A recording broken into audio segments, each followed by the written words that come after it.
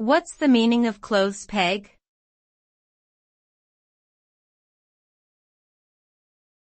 Clothes peg.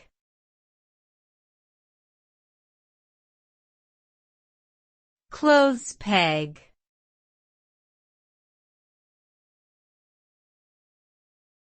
Clothes peg.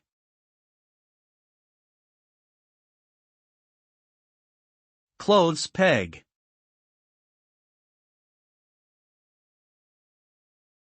A clothes peg, also known as a clothespin, is a small tool designed to hold clothes on a clothesline to dry. It consists of two prongs that are joined together at one end, with a spring in the middle. The user opens the prongs by squeezing the spring, places the clothes between them, and releases the spring to secure the clothes in place.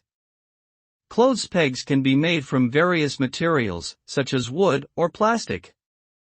They are an essential household item for hanging clothes outside to dry and preventing them from falling off the line.